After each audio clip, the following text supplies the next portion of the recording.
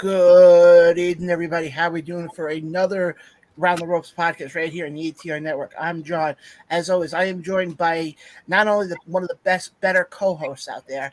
Somebody look at him as a god. Somebody look at him as a sexy boy, beefy boy, however you want to look at it. Guys, Ryan's here tonight. Ryan, what's going on? Jesus Christ, what an intro. Doing good, man. It's Mother Nature somehow here in New York is like telling us what how we should feel during this time.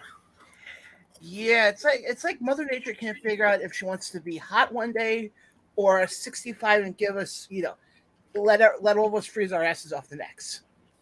Seriously. Yeah. But how have you been? I know you started your new position. Yep. How's that going so far? Yeah, so yesterday, going behind the curtain here, I started a new job at an insurance broker, and today was day 2. And the first thing that the VP, the guy that hired me, said to me when I came in, he said, "Oh, welcome back." I'm like, "Do you expect me to leave?"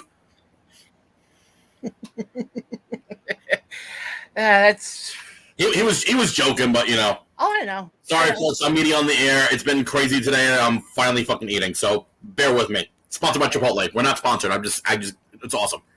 It's fine. Guys, if you want to watch us, you definitely can.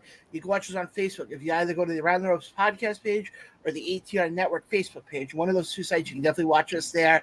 The other option where you can also watch us is you can go to our YouTube page. Fortunately, we don't have a URL right now because we do not have 100 subscribers. So it would be greatly appreciative if you're there, hit the subscribe button. It costs you nothing and does wonders for us. While there, hit the bell. You'll be notified as soon as we have any videos coming up. And folks, we have a new series coming out probably next couple of days or so, where some of us from the ATR network decide to take a trip back to the 90s. And we talk about what the music world was like back then, the TV world was like back then, the sports world, you name it. We cover most of it, so definitely stay tuned for that. But enough with all this crap. Let's get to the real meat and potatoes of why we're here tonight. And that's pro wrestling. Because we're allowed to actually say those words here. Pro wrestling. Yay! Not sports entertainment, pro wrestling. Amen. And let's go back to last Wednesday, because, yeah, guys, that's how long it's been since we were last on air. And I want to look at the end of Dynamite. Not the beginning, not the middle, the end.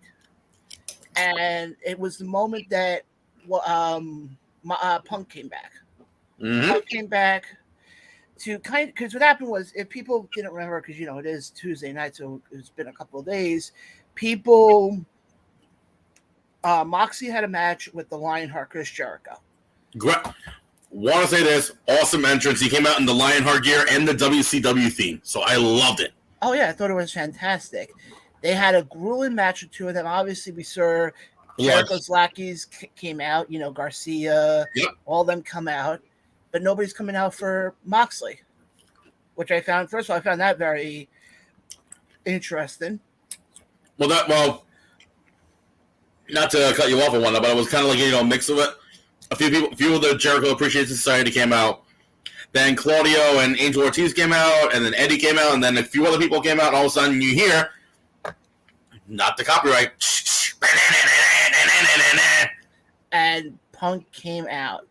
And he did the babyface move by coming in for the save, because that's essentially what he did. But what everybody's talking about is what happened afterwards, because Punk gets everybody out of the ring, and we all of a sudden we see the stare down. A stare down that some people said we have not seen in a wrestling ring since Hogan and Rock back at WrestleMania 18. Can you name me another time you've had two wrestlers do a stare down like Punk and Moxley did on Wednesday that you pretty much sold you on the event? How about Rock and Austin? That was before 18. Oh, I'm saying WrestleMania 18. I meant of all time. Yeah, I'm just saying of the most recent one that comes to mind. Oh, okay. We got a comment coming in from Andrew, one of our loyal listeners. He says hi to all. Hey Andrew, how you doing tonight? I'm glad to see you here in the chat, chatting up. But when Moxley left the ring, and he kind of shoulder tackled, and then flipped him off, then shoulder tackled him. Do you think Punk should have given him a receipt right there and then? I think so. And I'm not saying a receipt like, bring him back in the ring and beat the ever-living crap out of him. I'm not saying that. I'm saying something simple as, make him make a detour, come back to the ring, and shoulder tackle him. Maybe they did it off camera. That they very well could have, and that's what's. But I know there's a lot of people who said they should have done something right there and then, because a lot of people are saying it almost devalues Punk a little bit. And coming off of that, obviously we know that that's probably going to be more than likely the main event of All Out. Punk versus Moxley to unify the titles. Mm-hmm. Being that Moxley is a babyface, being that Punk's a babyface, who do you think comes out of that, goes into that match looking like the heel? Because I can tell you exactly who I think it's going to be. Punk. You don't think so? Moxley. Where's All Out this year? Chicago. You said Punk can walk on water in Chicago. And they'll cheer him like there's no tomorrow. True, but have you noticed that when his music hit, there was a mix of cheers and boos from the Minneapolis crowd? Well, that's because I don't think people works. And the one thing I like with that return, by the way, is nobody saw it coming. It wasn't leaked out by a Sean Ross Sapp or Wade Keller or anybody. Or Meltzer even, that said, hey, be on the lookout. You might see a return tonight. Which is what I like with returns, is when you don't know that it's going to happen. I'm kind of curious. Speaking of returns, I'm going to jump the gun a little bit too. Mm-hmm. Talking about AEW, who the hell is going to be the fucking Young Bucks third partner? Oh, I know exactly who it's going to be, and it's not because I have any insider knowledge. I have a good guess of who it's going to be. Oh, it's going to be Brandon Cutler. Oh yeah, sure. Think of it, when they first started talking about the trios titles. We'll get into that in a little. We'll get into that now for a little bit. They said there was one person who they were waiting for to come back before they were going to pull the trigger on it. Uh-huh. And that's what I think it's going to be. Or as they say in Japanese announcing, Declina Kenny Omega. Just like how they announced Jay White, the Switchblade, Jay White. There's no O at the end of his fucking name. I'm sorry. I love New Japan, but oh my lord, every time that happens. Yeah, but that's who my prediction is going to be. You might just see him Punk getting announced in Japanese. Huh? Yeah, Punko! I can imagine you being over there having to announce for my god, that would be a fucking dream. Hey, anybody from Japan who's watching us, book him. Oh, wait, wrong way. Nope. Other way. Book him. I have a passport. We can fit him in a trunk. Fuck you. Be a really, really big trunk. They need a cargo jet for you. Oh, hotty ha ha. Oh, hotty ha, true. Now. But going back to Punk and Moxie there, to me, Moxie's going to unfortunately come into this thing looking like a heel. Because essentially what that flip-off and the shoulder tackle told me was, hey, I know you're back. I didn't need your help. And since you've been gone, I've been running this company. So good luck taking the belt off of me. Pretty much. And the fact that, he did that to me is just, like I said, I'm curious to see how they're going to play this off because, mind you, we only have a couple of weeks to All Out. I think 3. And they've announced, I think, 0. What was the only match they've announced? The finals of the Trios tournament. But that's it. That's it. So which means AEW TV the next couple of weeks should be interesting. Yeah, to say the least. Especially, obviously, we kind of know who the main event's going to be. It's going to be, I think, right now, looking at it, you can safe to say we're going to get Moxie Punk for the unification title. We're going to get Christian Cage, Jungle Boy, in a singles match. How about Jade Cargill and possibly Athena for the TBS title? I could see that. They've been really pushing for that for a bit. Maybe do a massive swerve, and which I'll get to that in a bit. Maybe have Athena dethrone Jade. Yeah. Okay, and that actually wouldn't be a bad idea because we haven't seen Jade chase the title. And at a previous time on this show, I remember we were talking about Jade with the TBS title, and we said it was way too early. And I still think it's way too early for her. Well, I think that over time, it kind of developed something actually pretty good. Oh, yeah, it gave her, I'm not going to say it gave her a character. John, cut the shit. What? Clearly, you don't watch AEW. That's what Jade always says. That's what Jade always says to Shivani. Tony, cut the shit. Oh yeah. Yep. But guys, let us know in the comments. Yeah, let us know in the comments what you think. If you think Moxie will be the heel going into the title match at All Out, or is Ryan right and it's gonna be very funny. Got nervous there for a second.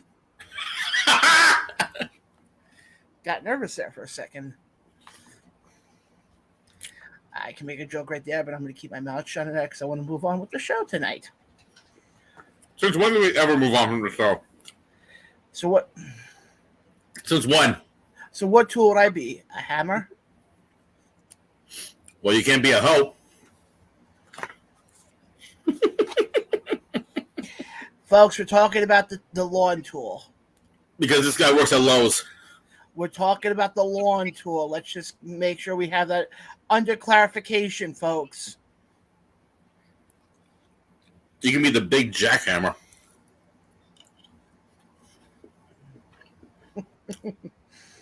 Very funny. But moving on right now as I ignore the comments coming in right now.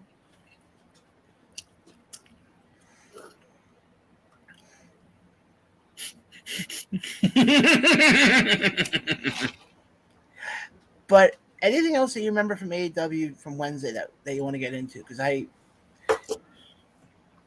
nice seeing Madison Rayne on there, even though she debuted on Rampage. I think it was Elevation. I think it was. No, Rampage. Well, she originally debuted on Elevation as she was on commentary for Jade's match. Yeah, that's. Oh no! That was Rampage. Because I think if I remember correctly, and somebody can remind me in the comments, I think Jade had a match on Dynamite. Madison made her debut on Dynamite, and we are forgetting something. Yes, thank you, Around the Rose Podcast. I hear that show is a very good show. Oh wait, that's our show. Never mind. We are forgetting something that happened on Dynamite, and it kicked off Dynamite.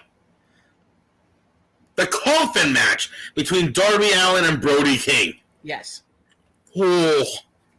In my opinion, I think that Coffin Match was better.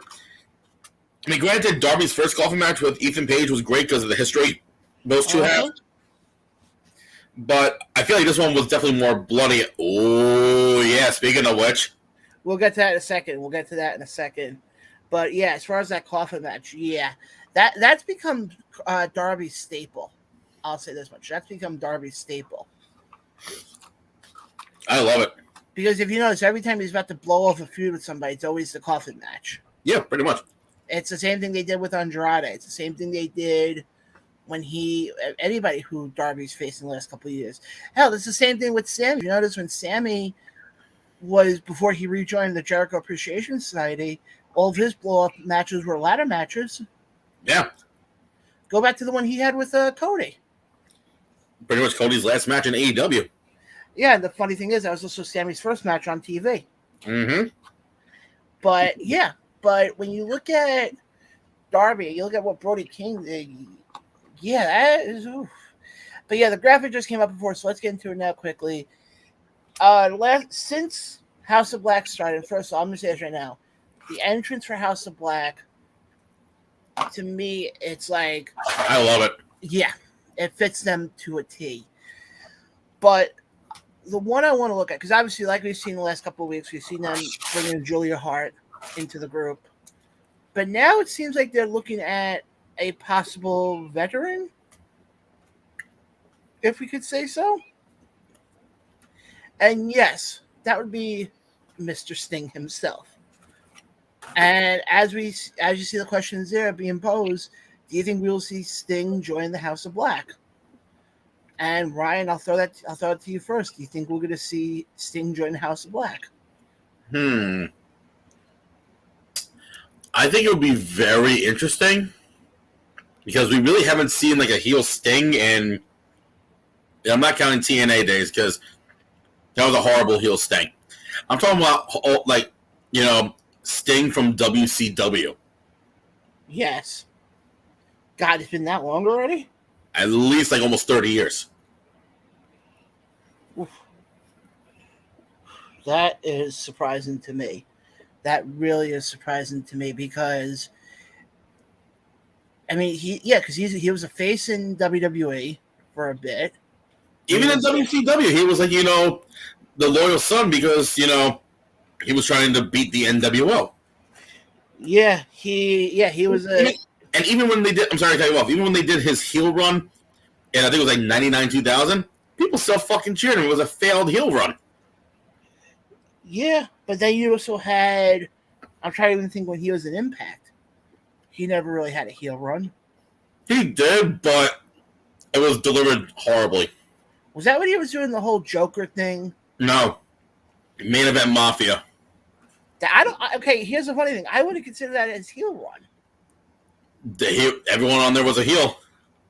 Yeah, but look who they were going up against. Aces and eights. No. The first time around the Main Event Mafia. Oh, okay. I was thinking, because I didn't watch at that point, I was thinking more in the second incarnation of it, when they were going up against Bully and, Aces of Eight. Oh, no. I think it was like 2008 that they did that.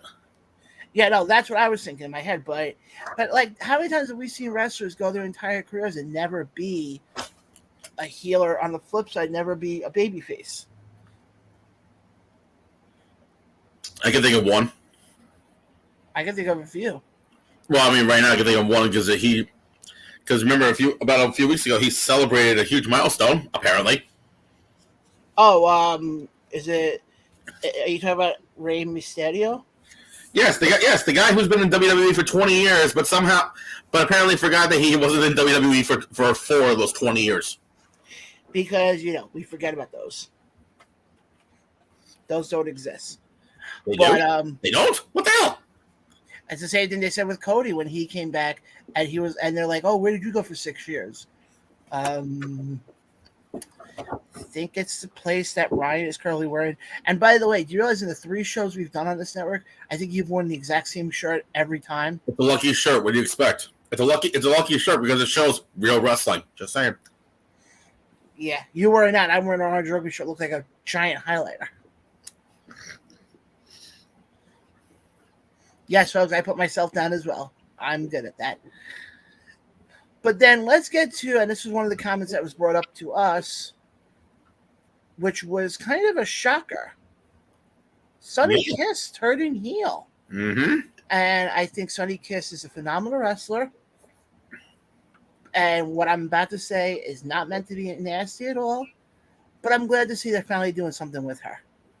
I agree.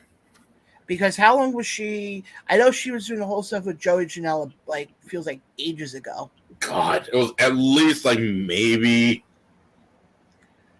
It was only a year ago, actually. It was only a year. I would say, was that during the pandemic? No, that was after.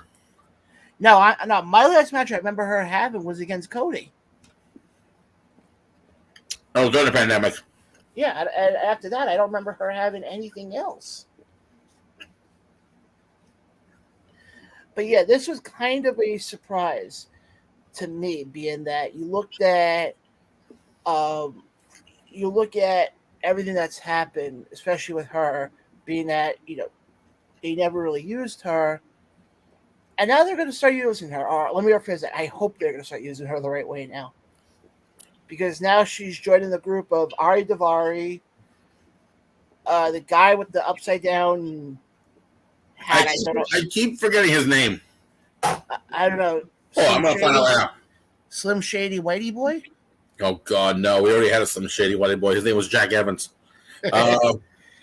And the guy who many people said is going to be the next Brock Lesnar in Parker Bordeaux.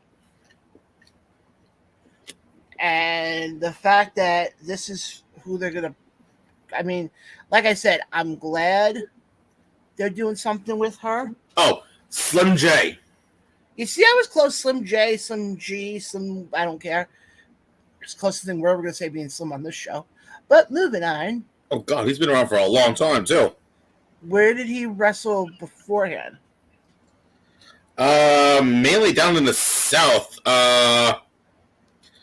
He's from Georgia, so he's around like Georgia, Tennessee, even North Carolina. Okay, so not really anything. He's 37 years old. Jesus Christ! I don't think. Speaking of what happened? Speaking of AEW, there was one other match that actually we completely forgot about, and I think it was one of the best matches of the night. How about the Tornado Tag with Andrade and Rush versus the Lucha Brothers? Oh, but what I liked with that is they've been teasing that for a while. Mm-hmm. And those four guys can work well together in a ring. Actually, Meltzer already gave that a star rating already. Let me guess. Was it above 4? It was actually 4 stars. Oh, wow. And just take a wild guess of what he ranked Moxley and Jericho. 3.5. Nope. Higher or lower? Higher. 5. Try 4 3/4. Oh, okay. I could see that. But that doesn't shock me, though, because, yeah, it does, but also doesn't, because, those guys did put on a good match. I'm going to be straightforward. I felt like this match was weaker of the two. What, you talking about Moxley Jericho or Rush? Yeah. Moxley and Jericho. Well, I think the reason why you would say I can see where you're saying that is it was the first time those two have had a match over the title in almost 2.5 years. You got to remember, when he won the belt, it was right before the pandemic. Was Revolution 21, I think? Nope. 2020. Yeah. God, it's been that long since AEW's been around? AEW's been around since 2019. Yeah. Yeah, the TV show was started in October. Yeah. And we actually know somebody who was at that first show. Yep. But you look at and also I think another match we could see it all out is Rush and Andrade versus whatchamacallit, the Lucha Brothers. I really could see that. So basically what you're saying is Rush and Andrade are not going to win on tomorrow night. No. Because you have to remember, you have 3 weeks to arguably your biggest pay-per-view in the company's history. I think it's bigger than Double or Nothing. And of course, it's in Chicago. My God. And even though... I'm sorry, I love Chicago, but stop getting all the good shit. They just have good pizza, really.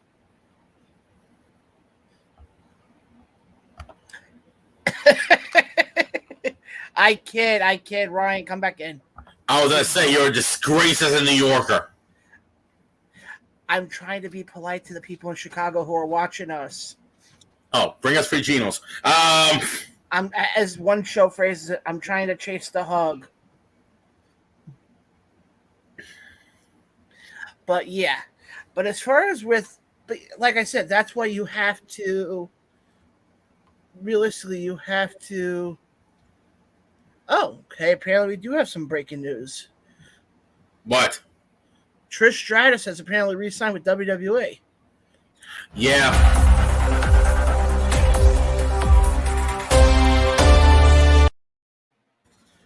Well, we got some breaking news. I didn't know that's the way. Okay. Okay. Yeah, again, folks, technology, not our best friend right now. But yeah, folks, breaking news. Apparently, according to sources, Trish Stratus has re-signed with the WWE. My assumption is, being that they're about to go up to Canada next week, that might have something to do with it.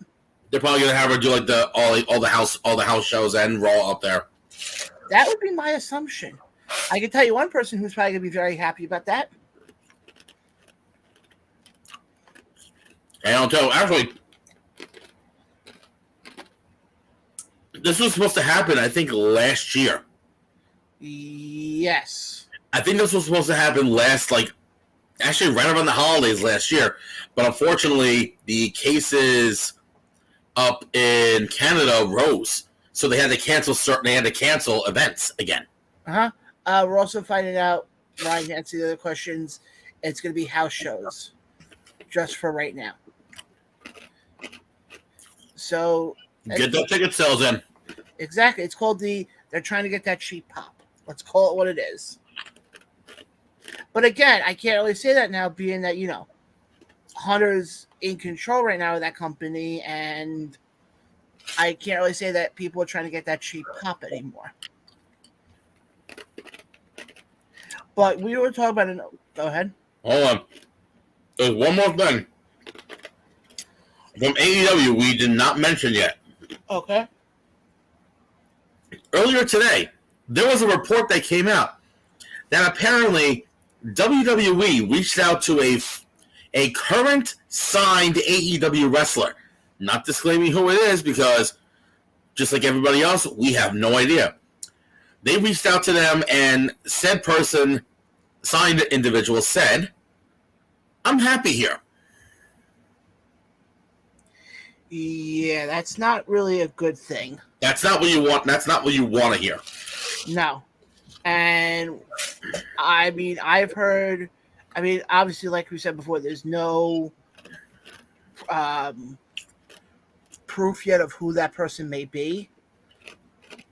And the one thing I don't want us to do is I do not want us to start speculating of who that person is going to be. But I can probably speculate as to why. Okay. Few reasons. Number one, lighter schedule. Yeah, I could see that. Because they're only on the doing TV 1 to 3 times, once every week. Obviously, one massive show. Yeah. And then every month they do Dark down in Orlando. Which, by the way, folks, it's at Universal Studios at Stage 20, I believe. Wasn't that the old Impact? That was 19. Okay. It's next door. And then once every quarter they do a pay-per-view. So it's a lighter schedule. Mm-hmm.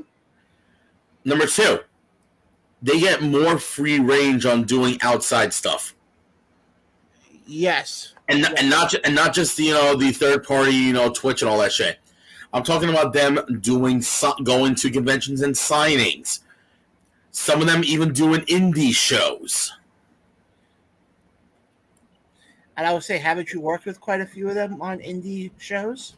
Yeah, maybe half, maybe 3/4 of the roster. Who's counting? I'm just saying. As I got the experience in Jersey a couple weeks ago, basically half of indie wrestling, or half the people when we were sitting there, they're like, "Oh, you're doing a show with Ryan Peterson? Oh, he's fantastic." Well, sorry, go ahead. I do want to send a quick shout out to the show Wrestling with a Bear. I just did their last show a couple days ago. Fantastic. We put the interview up on our page as well. Great guys. And before the show went live, I mentioned that because one of them is an independent wrestler in the Northeast. He's actually going to be at the SAT show on Saturday. And I turned around and I go, "Yeah, you may know one of the guys who I do the show with." And he goes, "Who?" And I go, "Ryan Peterson." He goes, "Ryan's your co-host?" I said, "Yeah. What happened? What did I miss?" He told me the story, folks. I was dying laughing when I heard this. They go, "Oh my God, he's fantastic. Nobody has anything ever bad to say about him." That apparently when this ring announcer first started, he would apparently walk around with index cards and get to know the wrestlers from time to time, but I still do from time to time if I'm at a new place. Yeah, but they were saying that you really got to know the wrestlers. Yeah, because just like myself, we're all human. They also said you may be a god or something, but I kind of when you told me that, I was laughing my ass off. I'm like, really? But and like I said, folks, they're going to probably be on the show in the coming weeks. But with them, though, they were so much fun. So definitely check them out. Wrestle with a Bear. It's Johnny Pun and Chris Rex do that show. They're usually on Fridays at 6 p.m. And like I said, we'll put the link out in the description below on our page again. But definitely check them out because they're definitely good guys. By the way, Mr. John. What's up? Since you did mention that, considering I know half of indie wrestling and whatnot. I wouldn't say half, but okay. I know. It's a joke. But you know how people were coming up to me and, saying hi and whatnot, and you were like, you know him, you know him, you know him, you know her, like this guy was a major fanboy. I'm being straightforward. But when else you're gonna do that? How about this Saturday in Parsippany, New Jersey? I was just about to get to that. Well, I beat you to the punch.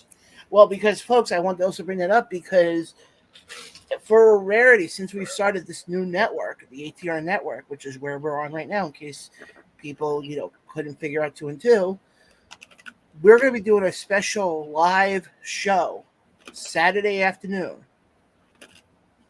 Hopefully when we get there, we can figure out logistics and everything. But if everything works out well, we will be live Saturday afternoon.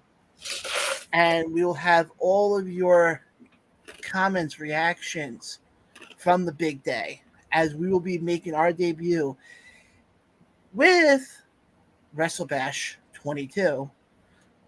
As our guest will be this guy who's a ring announcer for a few promotions. You might have heard of him. Hold on. I'm about to pull up. Gonna find the graphic. I believe this is it. Oh yeah! C'est moi! It's me!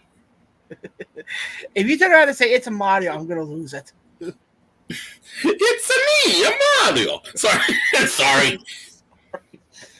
But yeah, guys, come out. Let's go. Guys, come out. Watch us live on Saturday. You'll get to meet Ryan. You'll get to meet me, and who else? We don't know who else you'll meet. Oh, later on that night, I will be in Richfield Park, New Jersey, with a brand new company called Colossal Championship Wrestling.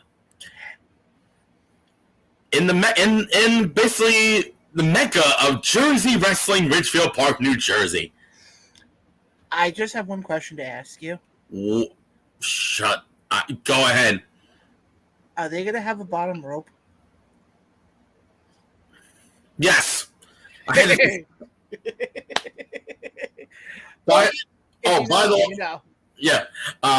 way, want to do some other wrestling breaking news, indie wrestling breaking news. So, Mr. Producer, may I?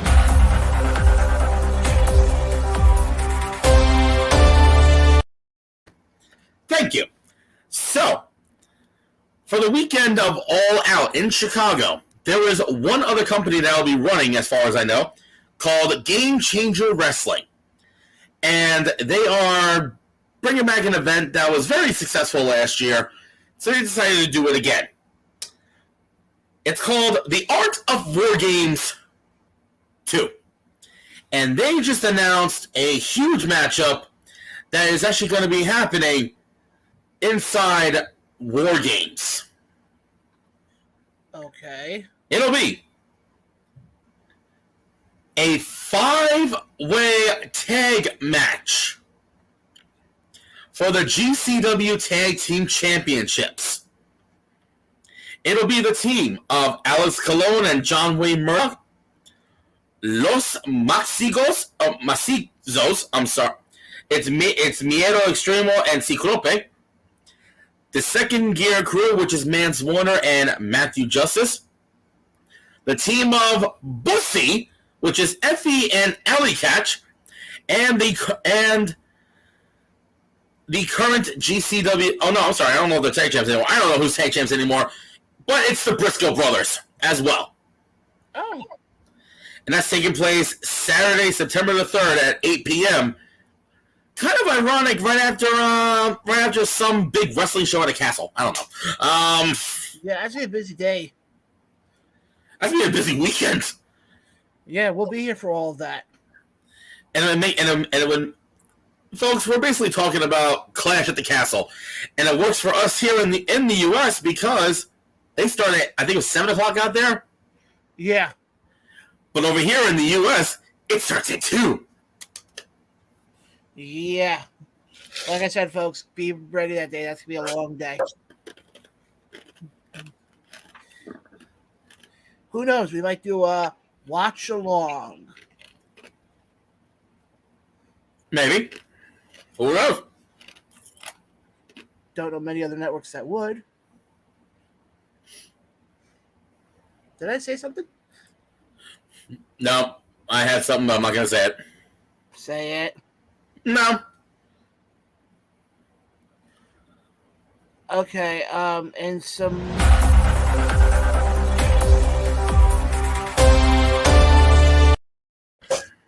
Wow, I didn't have to say the whole line on that one. NXT right now is currently holding Heatwave as we speak. Mm-hmm. And according to Fightful.com, they are saying that they're expecting Heatwave to be newsworthy and that several wheels will be in motion. That they've heard a lot of chatter that we could be seeing a Tyler Bate coming to NXT. Jeez. We could also see Blair Davenport, which, in case you don't know who that is, that's what's his face wife, Will Ospreay's wife. Oh, really? That used to be B Priestley. No, I say really. They're gonna bring her. Oh, okay. That, yeah. And hold on. Yeah, so like I said, be prepared, folks. You're going to see a lot of changes over on the NXT side of things. Because like we've been saying for a while now, with Triple H in charge of creative right now, he seems to want to do changes at 180 miles per hour. As he should. Oh, yeah, absolutely. I totally agree. Last thing I want to get to, I feel like we're jumping the gun here on everything with pro wrestling. But it was also brought to my attention, and I should have realized this because I posted something about this on our Facebook page. But Mr. Ryan, you know that WrestleMania 39 is happening next year, right? Why, yeah. Yes. In Los Angeles, California. SoFi Stadium. Mm-hmm. And according to, it was reported that they had a record day ticket sales for WrestleMania 39.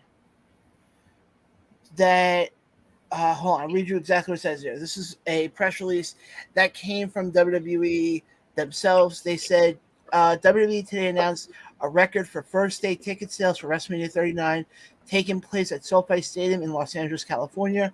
Over 90,000 tickets were sold within the first 24 hours, more than any event in WWE history, at a 42% increase over first-day sales for WrestleMania 38 at AT&T Stadium in Dallas. It says here, WWE Executive Vice President Paul Levesque, also known as Triple H, to many people, revealed the numbers on WWE's Quarter 2 2022 earnings call, where the company announced it produced the most successful second quarter in company history. No, folks, this does not mean we're going to be getting cuts. Because I know that's been the narrative for the last couple of years, that we hear, oh, it's most successful, and then also we hear 27 people have been released. But what are your thoughts about that? The fact that they've sold over close to 90,000 tickets. Is it true, though?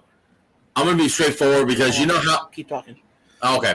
Because they have had a history of bullshitting with numbers. We all know that. Especially when they did the first WrestleMania in Dallas. In Dallas, it was... They said, it was over 100,000 people. No, it wasn't. It was 89,000. Still, it was a lot, but not the 101,000. So they freaking lied. Yeah, but the WWE has been known to do that for a long time. That they will, fudge the numbers a bit. Yeah, especially when some of them are part of a new pay-per-view called Hush Money in the Bank. Yeah, but also go back to the infamous one. Go back to WrestleMania 3. Didn't they always say that one that it was never technically 97,000? It was 93 apparently. Yeah, but that the numbers, and we're good friends with somebody who was actually at that event. We might get them on in the next couple of weeks. And also, by the way, the reason why they say a 42 increase in first day sale, how much would I bet most of them are scalpers? Oh, probably scalpers. And also, mind you, hello, it's Los Angeles, where gas is fucking $9 a gallon, so probably a freaking nosebleed seat is probably worth at least $550. Yeah, but I don't see that being the same at WrestleMania 40 when that happens. At a city very close to some of us. It's coming to the East Coast, baby. It's coming to Philly. But it's okay. As a Giants fan, it upsets me. As a wrestling fan, I look forward to it. Good thing it's happening in April and not during September or August when it's football season. They probably wouldn't be able to get it then. Then it would be called SummerSlam. Where they tarp off half of the stadium. Moving on. Moving on. I mean, they could do a show in the Midwest. Someplace, I guess it's someplace that has cheese. I don't know. I'm talking about Chicago. Chicago has cheese. Yeah. Where's my Geno's? And I hear some of the cheese in some other parts may be a little fugazi. Moving on now. Oh, you knew exactly where I was going with that one? Yeah, that was not a very good situation. No. I hear we should. That joke had so many holes it could have been Swiss cheese. Moving on now. Let's get over now to SmackDown because. Holy crap. Yeah. SmackDown. That show on Friday night. Good Lord Almighty. That was fantastic. That was, I think they're still scraping Shinsuke Nakamura off the ring as we speak. Yeah. Actually, speaking of WWE, we do have a couple of other things I like to bring up. We may see a possible return on WWE in the near future. Of? How about Brandy Rhodes? Oh, I could see that. And also, WWE reports their second quarter earnings for 2022. Yes, I have that up if you want me to go through it quickly. Oh, I have the news article up too, actually. Oh, why aren't you special? Not as special as you, John. Yes. Do you want to tell the story, or should I tell it? I'll tell quickly. All right. They came out with the second quarter results.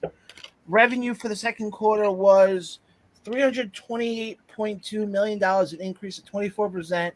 Operating income was $69.3 million, with that an increase of 50%.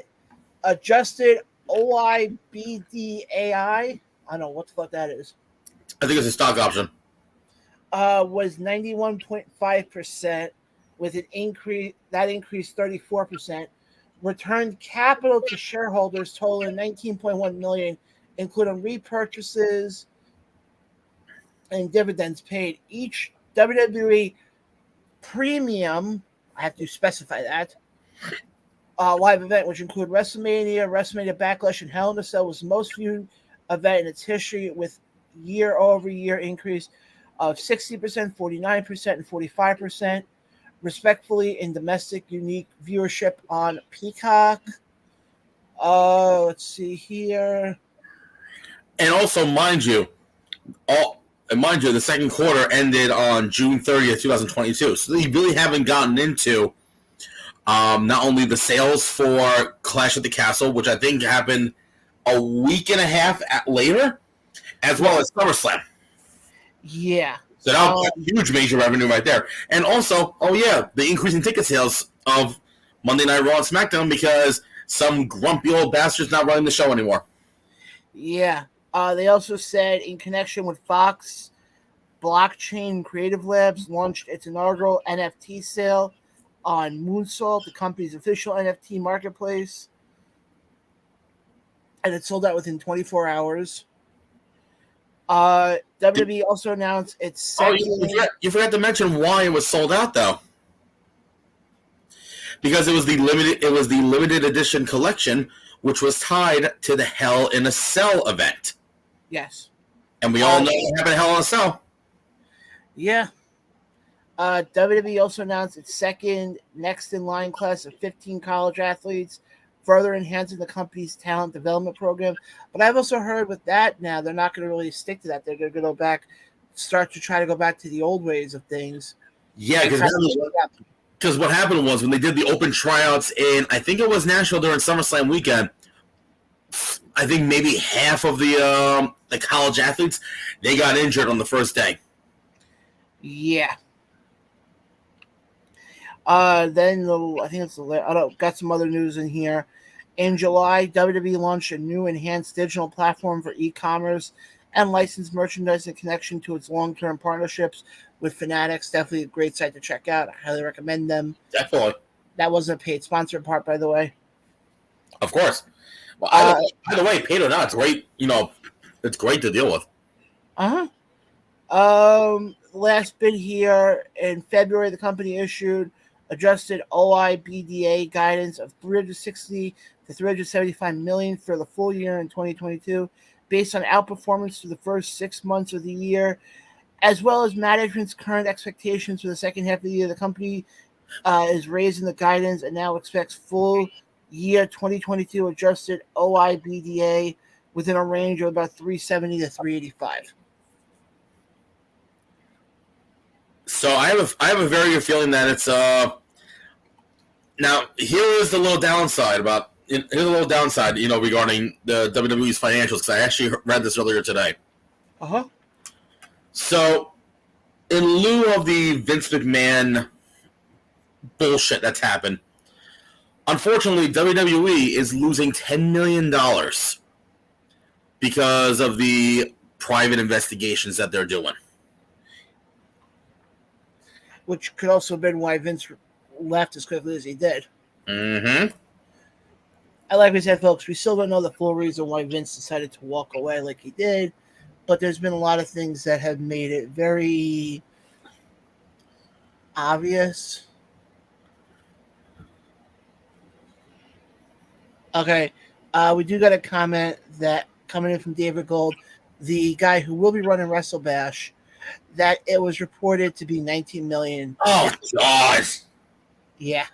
Wait, $19 million paid out or $19 million lost due to the private investigations? I think lost. Dave, if you don't mind just clarifying that.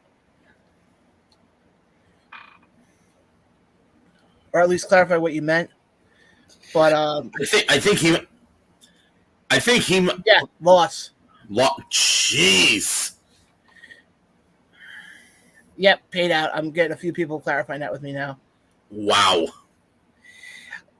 What's funny about the whole thing with Vince, the whole Vince situation, yeah, folks, if you've been listening to us for the last probably, it's been the last 2 months or so we've been talking about it? Yeah, give or take. I think it's been since you've been a part of the show. I think so. I mean, you don't realize how much that guy basically, how do I say this in the most polite way without it coming out nasty? Basically screwed over his own company. And the stockholders. Yeah, but it's still, he screwed over his own company because... And family. Yeah. But I mean, look at how bad the image was that they were getting for the longest time, especially towards the end.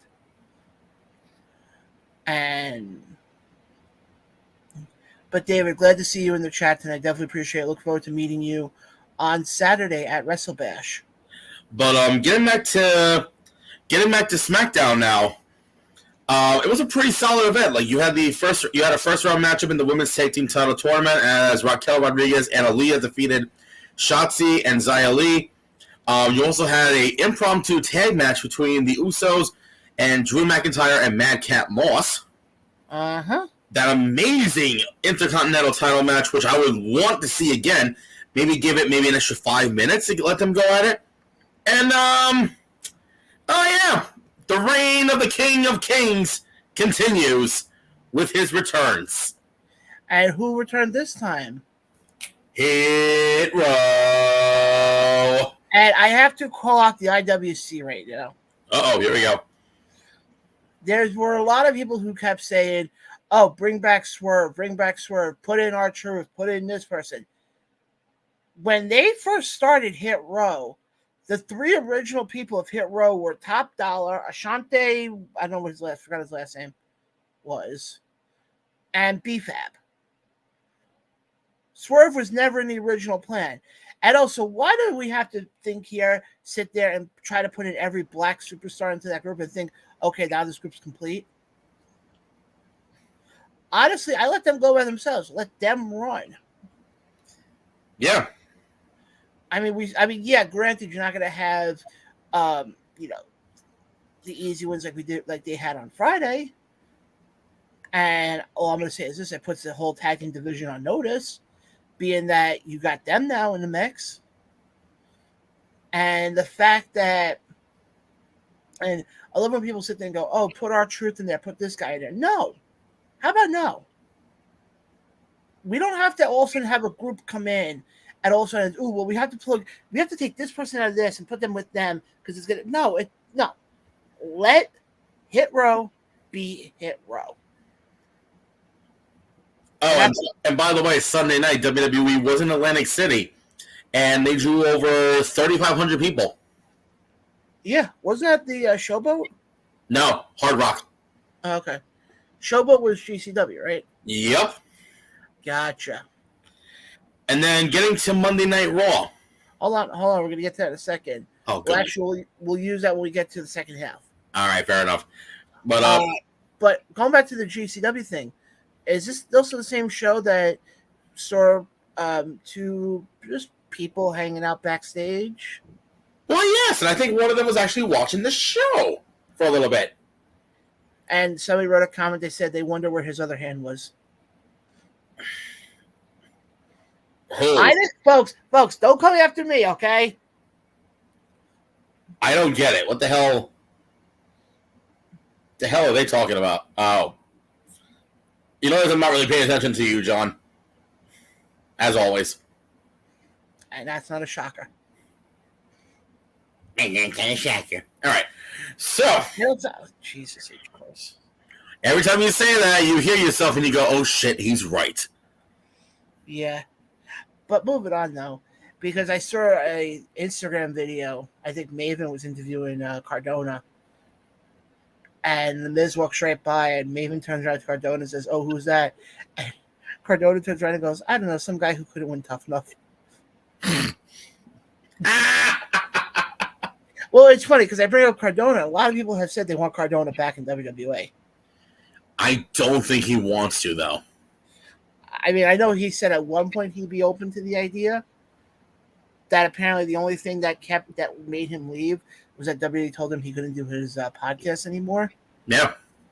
But to me, I think realistically, that was a Vince thing. Yeah, A, I think it was a Vince thing, and B, if I'm Cardona, why would I want to go back to WWE so fast? Look at how much fun you're having. I mean, you happened to run into him last week, if I remember correctly, right? Yep. And he seemed to be having the time of his life. Yeah, he was laid back, chill, you know. I don't know. How many times did he call you bro? A good amount. But, I mean, it's not like I know when when Karrion Kross came back, everybody said, "Oh, he wasn't really being used on the Indies." I'm sorry. He was, and I worked a few shows with him, so I can attest to that. Yeah, but he wasn't on the same. He wasn't being used on independent shows to the same level as a Cardona. No, because I think he was playing it smart. Well, yeah, that's what I'm trying to get at. You look at somebody like Cardona. I mean, he's smart. I'll tell you that. But Kross kind of played a little smarter. But what I was going to say is, look at Cardona, especially when he did a few shows out here. Yep. He did a couple of shows at NYWC. At one point, he was the NYWC champion. Yep. Before he lost it to who did he lose the belt to? Mike Mistretta. Yeah, the same guy who got into his match originally with him, Cardona, and Big O. Oh yeah. But yeah. But folks, what we're gonna do is in about 2 minutes or so, we're gonna give you guys a quick sports update. With me? Yes, with you. It's Mario. It's me, Mario. But we'll do that, and then when we come back from that, we will get into Monday Night Raw, including a promo cut by frickin' Drew McIntyre that some might say is interesting. Yeah. Some might say it's one of his better interviews he's ever interviews. Wow. One of his better promos he's ever cut. Especially when he cut a certain line from that promo, which we'll get into in a bit. And we'll look at Monday Night Raw, which also saw a classic between two guys who've had quite a bit of a rivalry going back to the TNA days. And who am I talking about? You just actually, I don't think they ever faced each other in TNA. Oh no! Because when one of them was there, the other one I think was gone. Well, Lashley came. We'll get into that in the second half. Yeah, but guys, again, you're listening to the Round Ropes podcast right here on the ATR Network with my co-host Ryan Peterson, the sexy beast himself. Stop. Guys, if you want to follow us, you definitely can. We're on Twitter. We're on Facebook. Just go look us up. We post constant news articles on our page. We're at the ATR Network on Facebook and Twitter. Go to Facebook. You can find us. You can find both our show's account and the network's account on both Facebook and Twitter right now. In the coming weeks, we will eventually be on Instagram, TikTok, and all that stuff. And folks, also stay tuned because I know I dropped this tease a couple of days ago. I know I had said by tomorrow, within the next couple of days, our Patreon page will be up and running, folks. Yes, that's how big we're getting. And no, folks, that was not meant to be a fat joke. But guys, definitely want you guys to check that out. It's going to be very reasonable price. I can tell you right now, we're going to have 3 tiers in our Patreon page. That's going to be $3, $6, and $10. I think that's very fair, to be honest. I think so. And folks, you'll see it in there exactly what each tier will bring you. And like I said, folks, even though the $10 one may seem a little high, it actually has a lot of perks with it. And again, I'm not just saying it because I'm the one putting it all together. but we'll get more into that later on. Plus, also, we'll get into what we have coming up this weekend. We'll get to what Ryan has coming up this weekend. And we're also going to plug what we have coming up next weekend. Because the summer of us taking over is far from over. But without further ado, Ryan, when you're ready, let me know. Give me 2 more seconds so I can get my freaking notes up on here. While you get your pad of paper and pen out, because you still think this is 1985. Well, then one nut. I mean, none nuts. I also want to just let you guys know, like I said at the top of the show, definitely stay tuned for our YouTube exclusives coming out this week, where me and several of the other people from this network, probably about 2 months ago, sat down and started recording some material for our trip down our memories of the 90s. So you definitely going to want to look forward to that. But Mr. Ryan, whenever you're ready. Alrighty. All right. So welcome to this. Well, it's not brand new, but for those who are watching the first time, welcome to your first ATR Sports Break. Because right here on the ATR Network, we talk more than just wrestling. We do MMA and kickboxing and all your professional sports in the news as of this past week. So, right off the bat, we're going to get into sorry, folks. Let's get into some NBA news. The NBA announced earlier today that they're not going to schedule any games on Election Day this year. They already announced. Also, Jalen Harris has been reinstated by the NBA and the Players Association yesterday after he was dismissed from the league last July on the 1st for testing positive for a prohibited substance under the NBA anti-drug program. And as a first-year player at the time, he was eligible to reapply after a year. And lo and behold, it came true. Let's see what else. Oh, another story as to why apparently this Christmas for the NBA, we got 5 games for the NBA. 5 games. That's pretty insane. And they are as follows, not in order, but it's happening on Christmas. It's happening on Christmas Day. In the Eastern Conference, the 76ers will head to Madison Square Garden to face the Knicks, while the Milwaukee Bucks, not the Celtics, Milwaukee Bucks take on the Boston Celtics in a rematch of their 7-game conference semifinal thriller.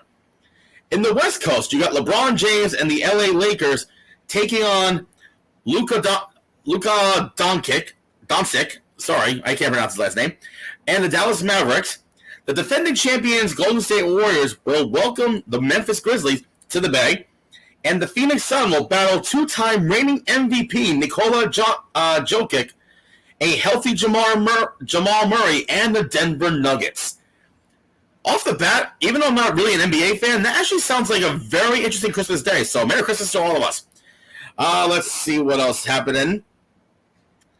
Also, the NBA is going to retire Russell's number 6 for all 30 teams, which I think is phenomenal because Russell was a major icon in the sports world, mainly in the NBA. So they're doing the wonderful news of retiring his number. We're forgetting one thing. What? If the person still has the number, they're allowed to still wear that number.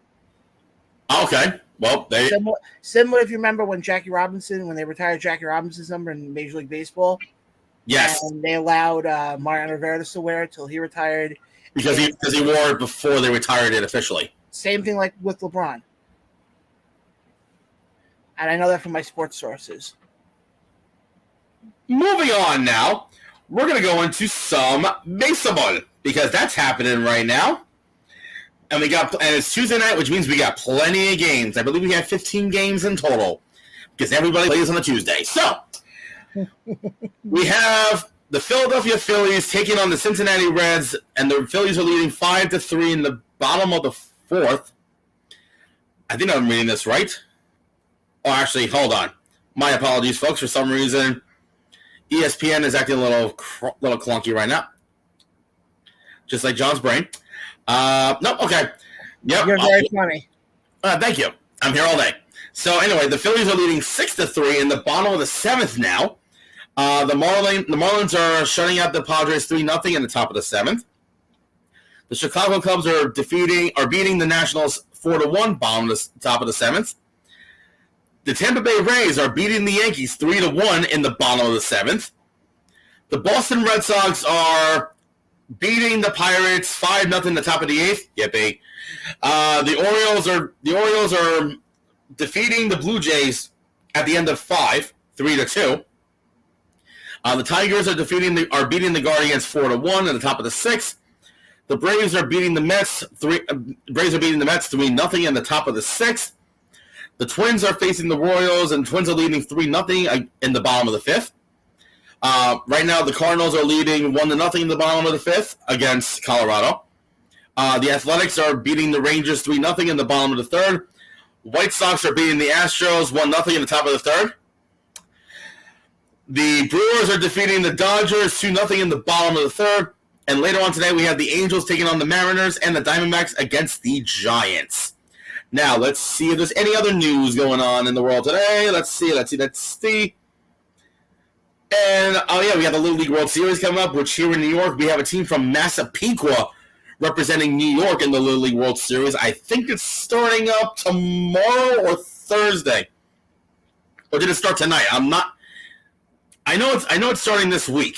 So definitely check out the Little League World Series because you never know who from any of those teams you will see in the major leagues. Trust me, it's worth the watch. I think I saw something in hockey news because, I'm a Canadian. Hello, I love hockey. I almost said I'm a Canadian, but I'm not Canadian. Yes. So the NHL announces, obviously because, the biggest thing is still going on in the world, whether you want to believe it or not, I'm being straightforward, is COVID. And the NHL announced a new policy for COVID-19, new COVID protocols. As training camps slowly begin to creep over the horizon, the NHL unveiled its protocols, announcing in a 7-page document released earlier this evening. These protocols have been created by the NHL in recognition of the health of the player and club personnel remaining the NHL's priority. The whole thing.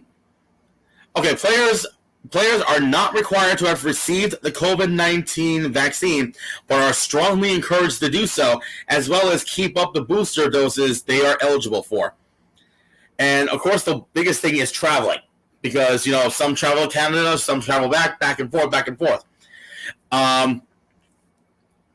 They instituted new guidelines allowing clubs to suspend unvaccinated players who are ineligible to cross the border under federal and provincial law without pay for every day they are absent from the team activities. Basically the same thing that's happening in the NBA with their players. Only difference is, in the NHL, they play more games in Canada than in the NBA because there's only one team in the NBA in Canada, but in the NHL, there's about 7, I believe. So imagine a team that's going up there for a week and a half of, playing games in Canada, and you're unvaccinated, you're screwed for a week and a half.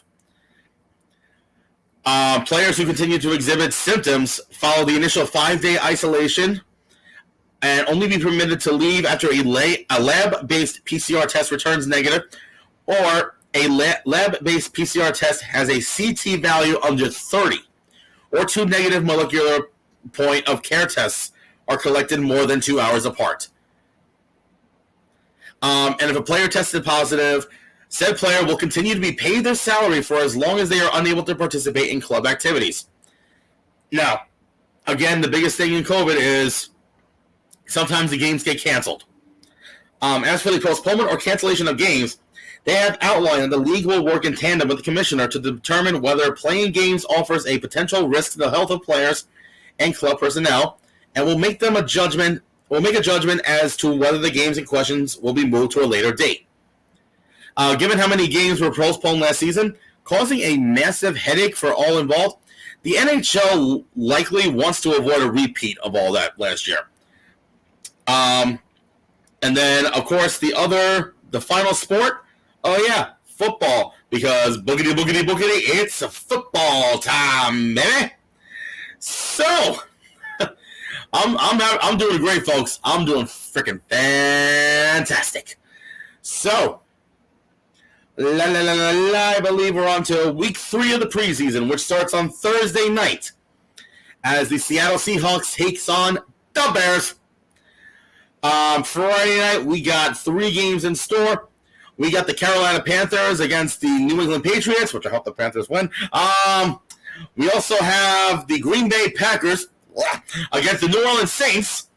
We also have the LA Rams, whoopity frickin' do, against the Houston Texans. Oh, God almighty. So, Saturday, we have the Buffalo Bills against the Denver Broncos, as long as Denver Stadium doesn't burn to the ground again.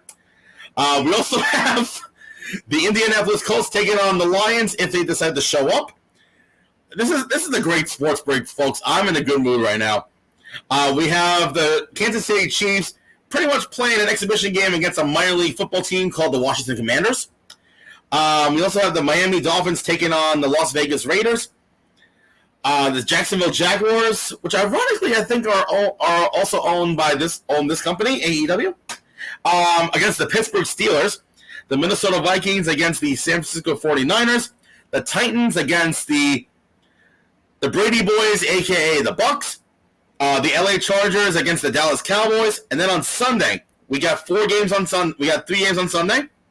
We have the Philadelphia Eagles taking on the Cleveland Browns. The Cincinnati Bengals, who are most likely going to beat the New York Giants. And the Arizona Cardinals taking on the Ravens.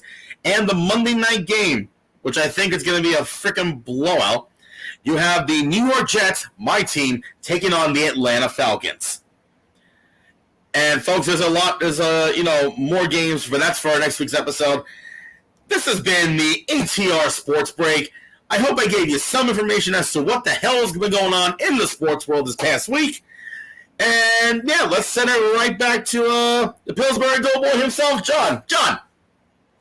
Good job with the update. When you said blowout for the Monday game between the Jets and the Falcons, was that a blowout for the Falcons or a blowout for the Jets? Yes. Yes.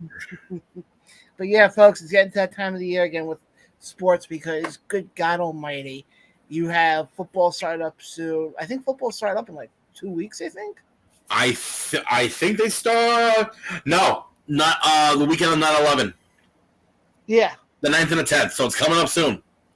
You got baseball's about to hit their postseason coming up soon. You got hockey.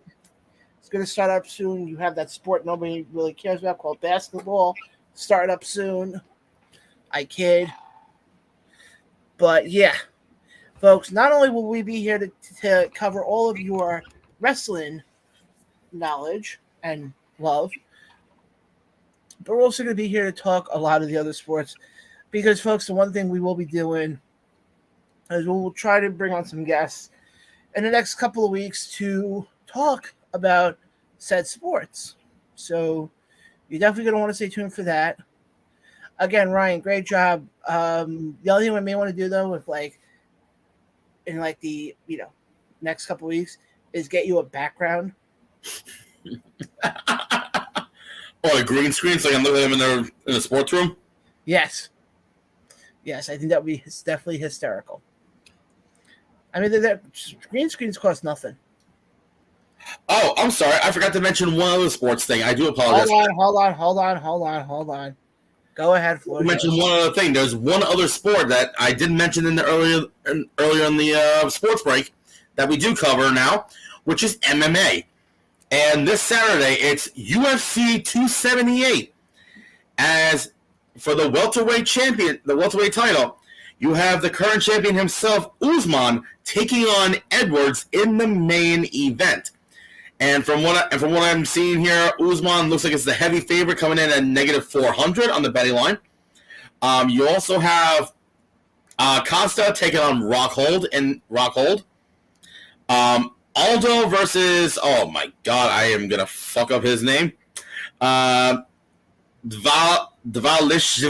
I think it's a bantamweight bout. So Then you have in the women's bantamweight, you have Yanan from China taking on Pudilova from Russia.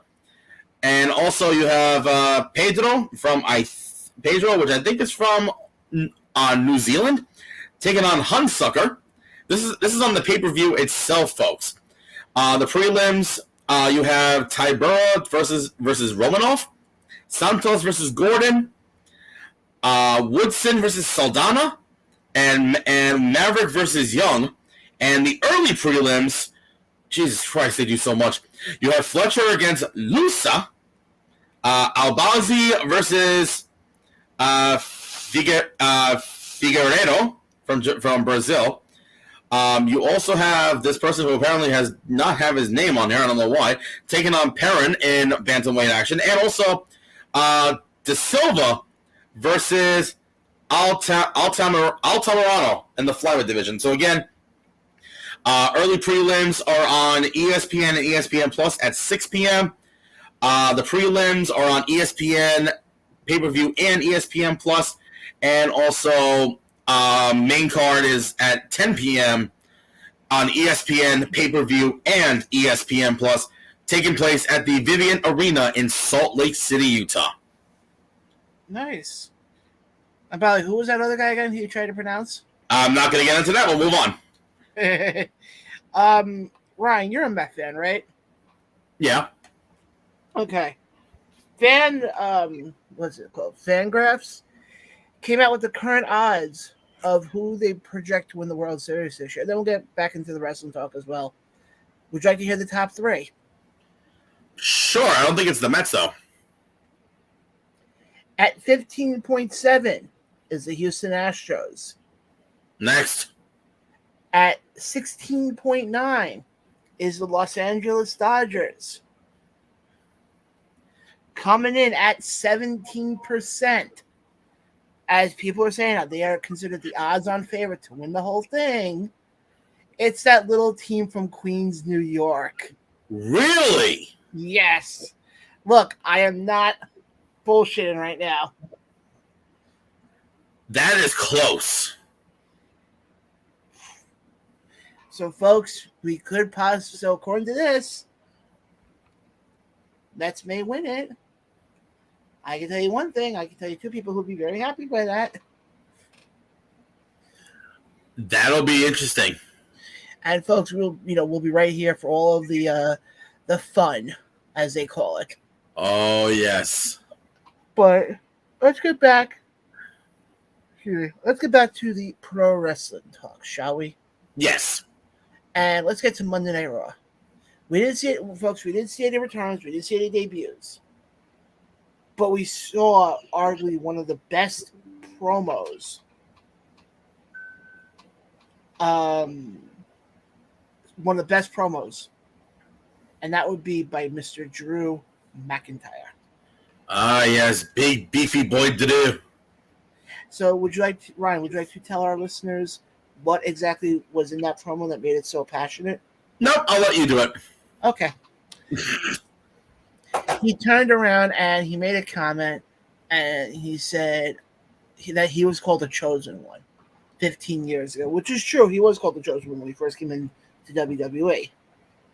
Then, obviously, people know he went to 3MB.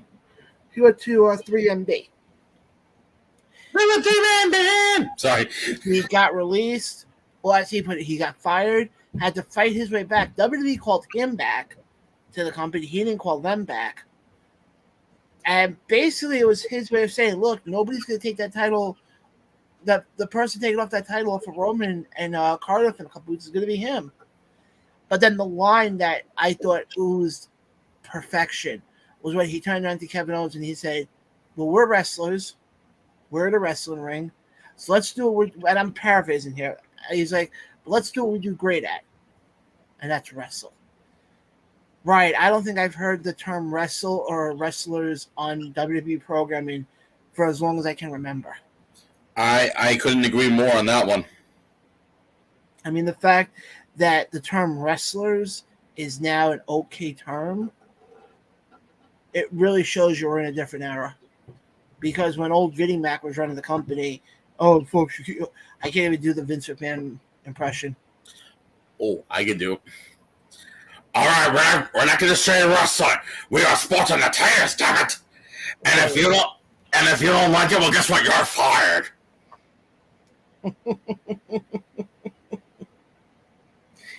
But what were your thoughts when you heard about that promo? I was like, wow, they're really going in it. But did you like the fact of how much he pulled back the curtain? Yes, very much so. And then, do you think now? Obviously, we know Clash of the Castles in a couple of weeks on that busy ass weekend at pay-per-views. Do you think he can win?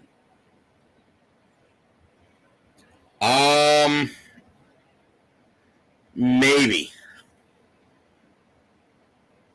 I mean, I think they want that hometown pop, per se.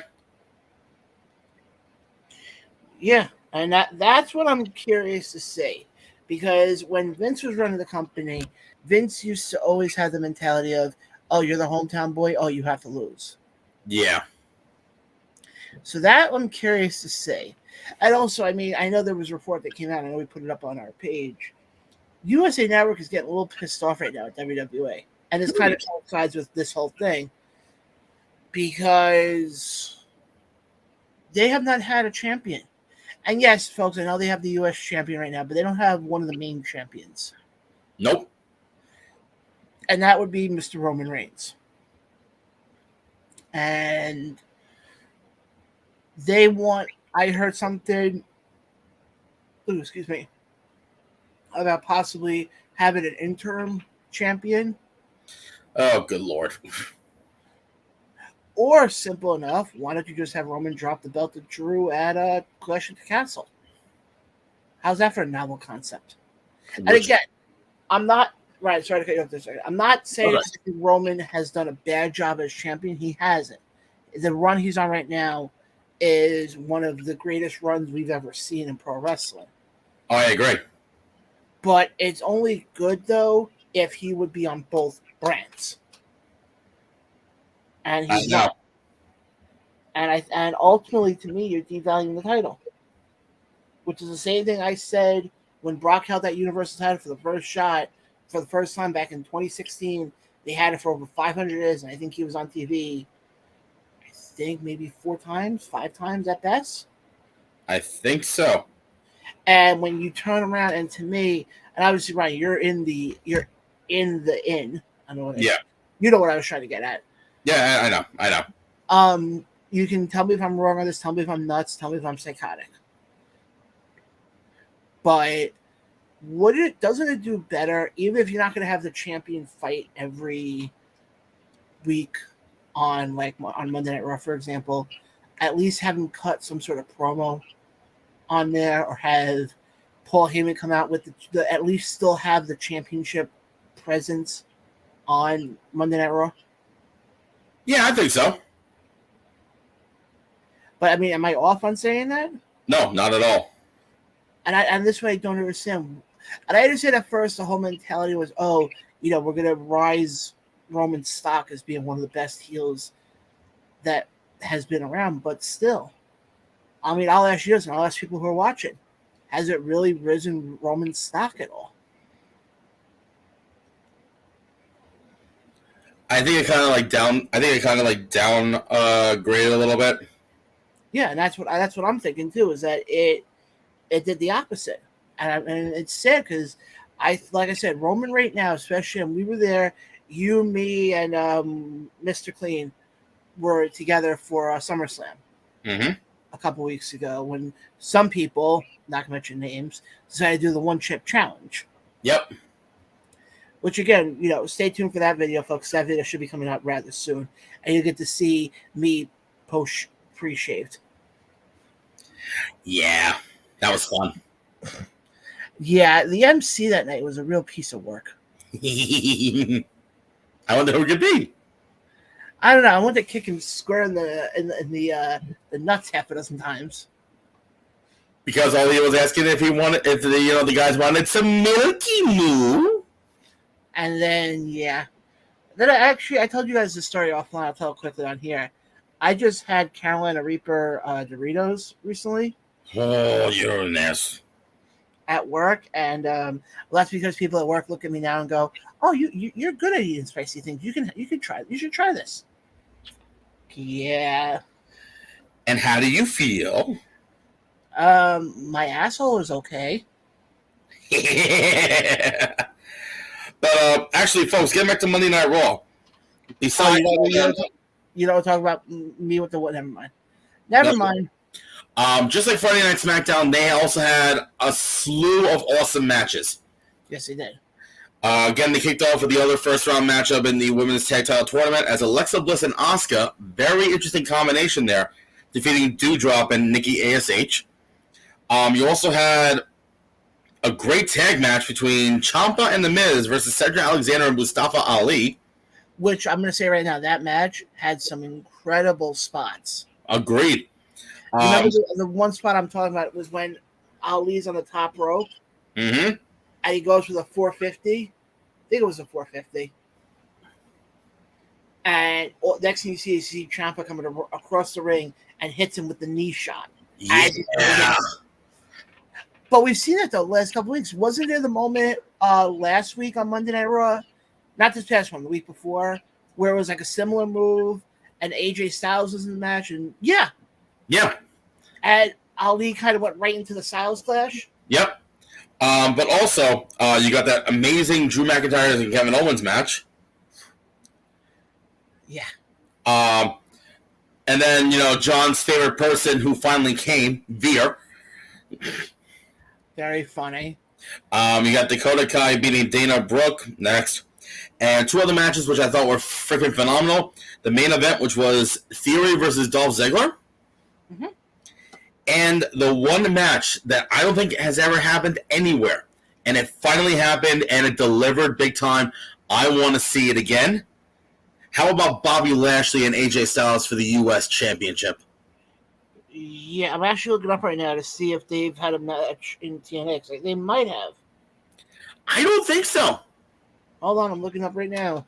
Because I remember when Lashley came into TNA in 2009, he barely didn't do anything, and he left. He left and did Bellator.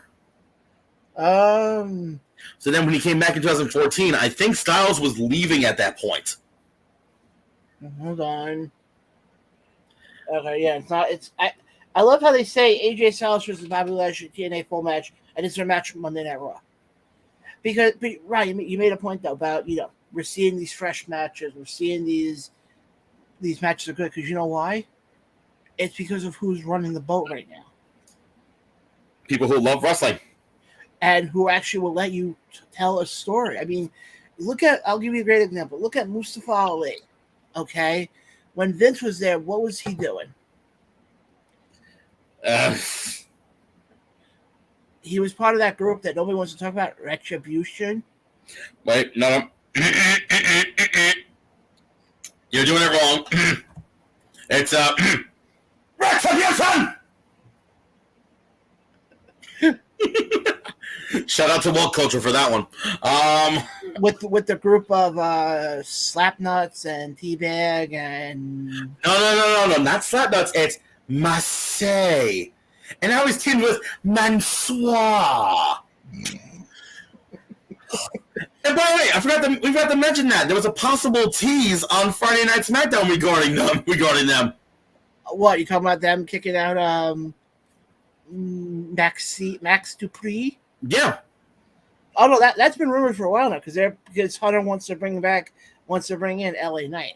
But apparently Maxine might be the new manager, whatever the fuck you want to call her, for Humberto and Angel. What, disband that whole group completely? Possibly. Okay, then okay. Or bring them in and do a faction. Do a fashion faction. Wait, hold on. Okay, now you're confusing me. Oh my God, John! They kick out LA Knight, Mansoor and Marseille kick out. I'm calling him LA Knight. Call him LA Knight. They team up with Angel and Humberto. The four of them and Maxine make a faction, faction. Okay. Now you explained it a little bit better. I had a moment. That's what happens when you work at Lowe's, folks. What was that? What? I never mind. This is why people keep Home Depot over Lowe's. That's why people like to go to SeaWorld. They can see better images of Brian. Huh? What? Or in your case, if they really want a humpback whale, they can go to Antarctica and see your family. Back to pro wrestling. Back to pro wrestling. Folks, we do this out of love. We love it. We love each other like brothers. We always bust each other's balls, or in this case, balls and ball. And I segue into that. Speaking about ball, I don't know where I'm going with that one. Where are you going with this? I don't know, but John is choking on his ball. But when you look at, what Monday Night Raw has become, and mind you, Hunter's only been in charge now for what, the last month? Less than that. I think it's been 3 weeks. I think SummerSlam was technically not his. That was like Vince's last hurrah, I guess. Yeah. And so the last few weeks. Yeah, but you look at what he's done in the last 2 weeks. Oh my God. Yeah. And supposedly it's not done yet. No, there's more. My only question is, who else could be left?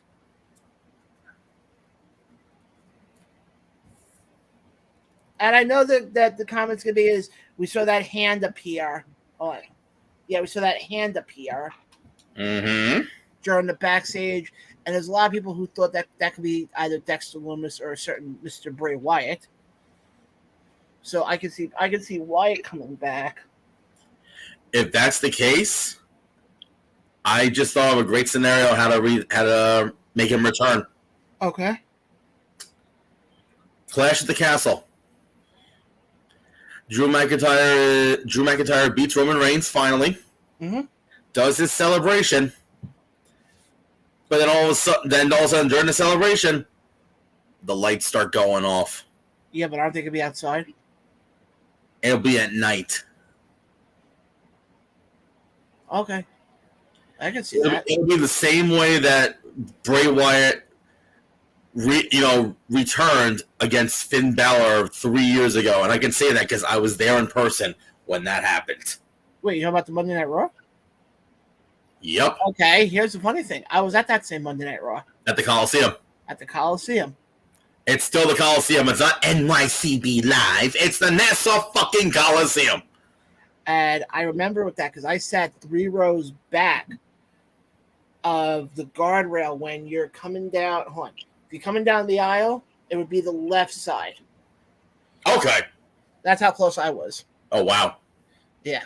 And I knew something was happening because in the middle of, must have been, they were doing a commercial, I think, at that point, right before. Okay, folks, if you've never been to a WWE event, this is what happens. All of a sudden, on the stage, you see like a bunch of people walking, very, very close together. They're walking in a weird unison. Yep. And they're like blocking. They're like blocking. They're holding something. Well, this something was Bray Wyatt underneath I would say a sheet or something like that. Yeah. Underneath the ring. And then, funny story, I always tell people, I was at that Monday Night Raw, and then I was also at a certain show out in Vegas where we saw a certain Moxie debut with a certain. Yes. Oh yeah, that's the shirt you're wearing. Why, yes, it is. I was there for that first show, so yeah, my last 2 wrestling events I've been at live. My pro wrestling, not independence, pro wrestling. Now I'm trying to think what was my last pro wrestling event I went to. Oh God, yeah, I need to make up for this shit. It was Survivor Series. Oh jeez. The only reason why I did it was a last minute gig. I found a really good upper bowl seats, second row for like $70, and I've never been to a Survivor Series. That was my last one of the big four I needed to get. And here's the funny thing: we bring that up because Anthony Cole, actually, a good friend of ours, put out a link that you can watch now Brie Combination's 5th anniversary show over on Title Match Network, and I saw it today. And first of all, I forgot because you had Cheyenne on the microphone. And I'm just going to say this right now. He's a great guy. Met him for the first time at the event. Watching it back now, I think the TV and the monitor was bigger than he was. Oh, come on. That's our producer's favorite person. Oh, God, our producer's going to kill us. Hi, Mr. Producer. But when you looked at, I was able to watch back most of that show. And the one thing I did notice is at certain points you saw either Ryan come running back and forth. Yep. You saw me come. I remember, it was the second match, which was supposed to be the triple threat, but one of them didn't show up. Yes. Unfortunately, I said it was one of the worst matches of the night. But, okay, what has... Oh, you ass. That wasn't me. Oh. That wasn't me. Oh, okay. That was our illustrious producer. I blame Retribution. I blame the Patriots. And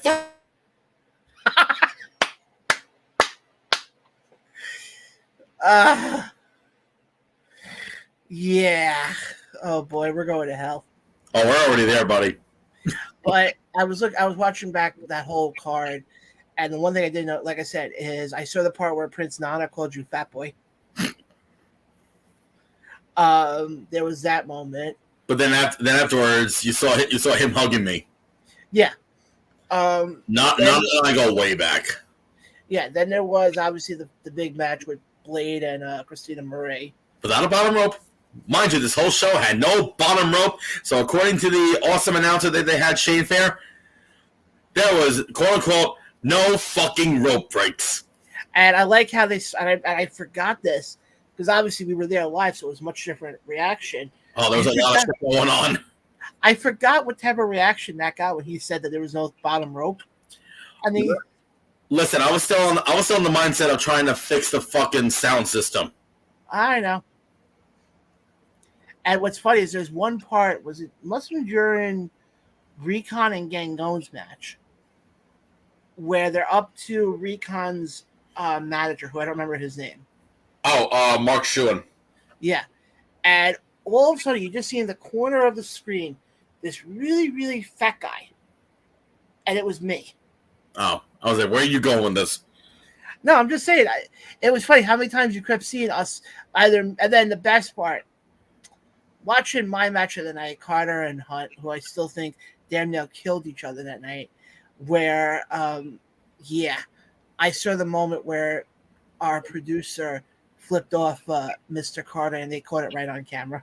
Yep.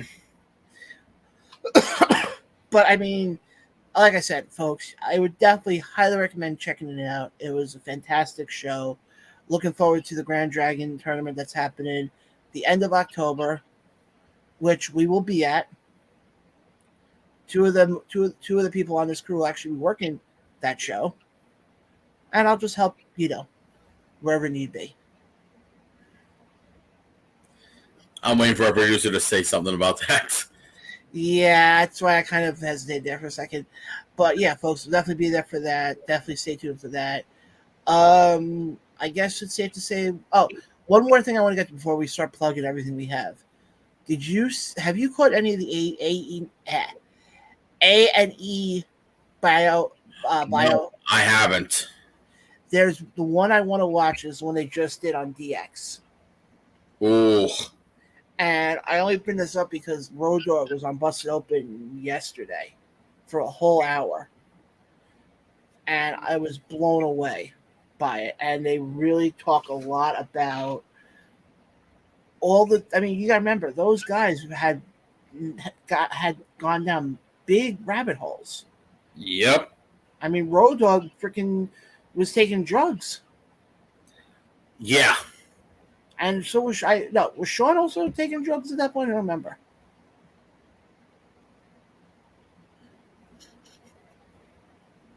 I don't remember. By the way, I heard through the grapevine, what your job is going to be at the Grand Dragon. Uh-oh. You're going to be Bobby Boucher. The hell's that? Are you serious right now? Hold on, what are you talking about? What was the movie? I probably never saw it. The Water Boy. Oh, I'll be bringing it. Okay. Have you ever seen the movie? Yes, I've seen the movie. I know what you're talking about now. But you've never seen The Godfather. Yes, I know. Shocker! I've not seen The Godfather. I don't have 27 hours to spend to watch a movie about mob guys. I'm sorry. No, but you love to spend 27 hours in Montana. It's a little cold over there right now. It's a little cold over there. It'll be fine. It'll be hibernation season for you. Oh, ha ha. It would be hibernation season for me too. Just saying. I would say at that point, well, actually, I may be bold by that point. But anyway, no, A&E, they've had some great documentaries as of late. I remember last year when they did the first ones. Oh. And what's nice also, it's not like it's produced by WWE, so they're allowed to tell stories that you would not normally hear. I mean, and also, I think another series might be coming out again. I think, if I'm not mistaken, I believe Dark Side of the Ring. Yeah, I think they're coming out with season 4. Listen. On October 4th, Vice TV is partnering up with Seven Bucks Productions to bring a new electrifying series hosted by The Rock, I believe. Yes. It's called Tales from the Territories. That's going to be interesting. Oh. And what people forget, especially with this show, we've had a lot of guys on who were in the territory system. If you remember guys like Larry, and I'm going back to the early days of the show, you had guys like Larry Zbyszko, who I think was in the territory system. A lot of them. A very good deal amount of them that they went through the territories. Mm-hmm. But, and we'll preview that once we get closer to that event. But I guess now it's safe to say I have nothing really else to get to. I do have a few things I would like to plug. Yeah, no, I'm saying before we get to all the oh, well, that, yeah. Anything else?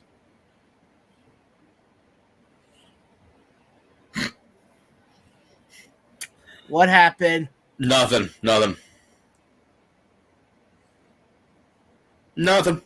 Okay. Yeah, but I don't think there's any other wrestling news that's going on in the world, honestly, because we've pretty much said it all. Yeah, trying to think here. We mentioned last week about Impact doing Bound for Glory up in Albany. Yeah, that's it. Yeah, that's gonna be interesting. I'm trying to figure out where in Albany are they doing it, because I don't think they announced a location yet. No, not yet. But knowing how Impact is, they might go for University of Albany. I can see that. Because the Washington Avenue Armory, if they can really pull it off, I doubt it. No, I mean, no disrespect towards them at all, but that building is way too big. And they're not. And the only other one that I can think of is the MVP Arena up there. And again, that's way too big. Yeah. But if you look at AEW is still doing that same mentality. AEW's not doing big venues. No, they're doing college arenas. And right now, it's working out for them. And I know the conversation's always been, eventually AEW is going to have to do like a TD Garden or a Wells Fargo Center or an MSG. No, they don't. They really don't need to. Right now, yeah, I mean, eventually down the road, if they want to, I don't see a problem with it. And yeah, there is one thing I do want to get to. And I can't believe I'm about to say this. I actually agree with something that Eric Bischoff just said.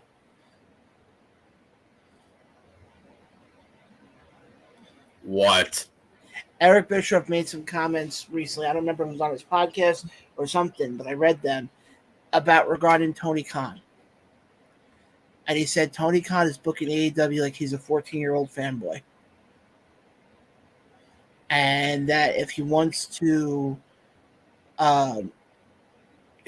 get some casual viewers in there and compete with WWE, he's got to change up his way of booking these shows. Gee, who else has been saying that on the show for the last 8 months? Who? Me. Ah.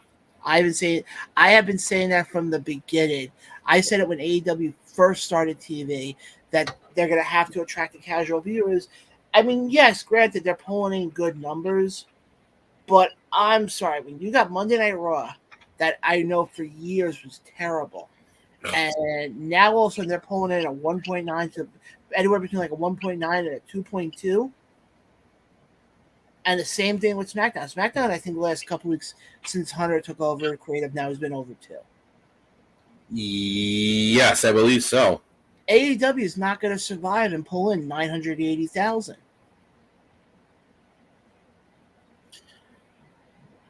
Again, also, my biggest thing is they got to get off TBS. They have to. Yeah, that's killing them. Get on a fucking channel that actually has more viewers.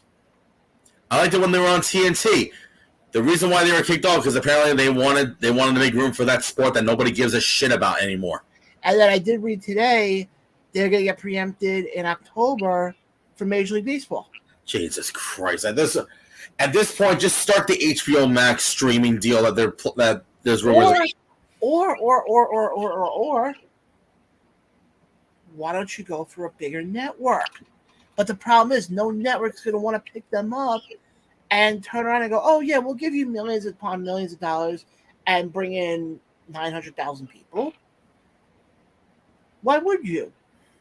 I mean, for crap's sakes, look at SmackDown. SmackDown for a while, if you remember, was barely pulling in a good number. And Fox turned around and said, you know what? We'll give you $500 million. Get us something. Look where they're at now. They're pulling 2.3, I think was what they got on Friday. If they really want to pull the trigger on this, then why not go on the same channel where SmackDown was for many years? How about Channel 11? I could see that. But I don't think my 9, no, because I don't think anybody has that. No. And who watches that channel anyways? No. Definitely not ABC because they don't want to be run by Mickey Mouse. Fox already has SmackDown. NBC wouldn't. NBC couldn't do it because their Wednesday nights are Chicago. No, Chicago nights are Tuesdays. No, or is that Law and Order nights? It's a mix. All I know is CBS, especially come the fall. I know Demo wouldn't do it. No, neither would CBS. I mean, if they really want to pull it, then why not try to get a sports channel, maybe the ESPN? Or, like you said before, go start the HBO stuff already. That's been rumored for a while now. They're gonna have to. I think they had like one or execs at a freaking maybe. Hear me out on this. Okay. The new shit with Discovery Plus. I could see that because we see Dynamite and Rampage, all of them go on. It's very possible. By the way, Boston won 5-3. Yay! Oh yeah, whoop-de-doo. Actually, I have a quick story if you'd like to hear it, and this will be a quick story. Oh, hold on a second. I apologize for this. Breaking news? Yeah, nah, kind of, sort of. Should we have the producer play it anyways? No. House of Glory, they're doing their pay-per-view in at Terminal 5 in New York City. Mm-hmm. Just announced they're bringing in Bandito. I heard that, yes. Is this the true Bandito? The one that was the former Ring of Honor World Champion, so no. Oh, yeah, by the way, did you see they announced the new class for WWE? Oh, hold on. And also the current House of Glory champions, the Briscoes, are doing an open challenge. Right, you should go challenge for that belt. Hell no. Although I have a very strong feeling who it might be. And who would that be? The same people that are going to be there that day doing an autograph signing. How about House of Black? Ooh. But on to a different topic here for a quick second. You know they announced the new class for WWE, right? Oh, for the recruit? Yeah. And they announced her. Yep, Valerie Loretta. Yep. Gonna be interesting to see how she does. Gonna be very interesting to see how she does. I hope that all of them that get recruited, I hope they all do well. That's the main thing. Oh yeah, I totally agree. But would you like to hear this quick story of my connection to the Boston Red Sox? Sure. We're calling this a new segment on the show called Story Time with Johnny Boy. We don't have a graphic yet. We don't have that kind of income yet for a graphic of that nature. Once upon a time, the end. I'll tell the story very quickly. My great grandfather, before he died, 2015. He was 103 years old. He had when he died, he still had jet black hair, almost like how Ryan's hair kind of looks. He had a pacemaker put in and got it taken out 2 weeks later because he didn't feel like he needed it. The best story I had before I get to the infamous story, he was 98 years old. He told my grandmother, I want to stop drinking. My grandma looked at him and said, why? And he turned around and he goes, I don't want to shorten my life. But my great grandfather, grew up in the Connecticut area. And coming out of high school was almost drafted by the Boston Red Sox. If he would have been drafted, he would have played with Babe Ruth. The only reason why he didn't go through with it is he had to help. Nobody was going to help his mom with the cow on the farm. So yes, folks, that's my connection to the Boston Red Sox. So yeah, hope you guys enjoyed that story. Story time with one nut. But we're about to wrap up the show for tonight. Again, we appreciate everybody who watched us today.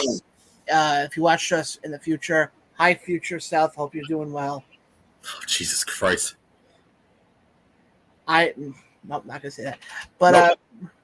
Right, you know what I'm gonna do actually? I got an idea here. Since I know you have a lot of stuff to plug, first of all, you should get yourself a plug there, kind of would help. You go first. Plug away. So, it's going to be a little bit lengthy right there. You can follow me at Instagram at WrestlingMC. You can see right there below my Twitter handle at Ryan_MC.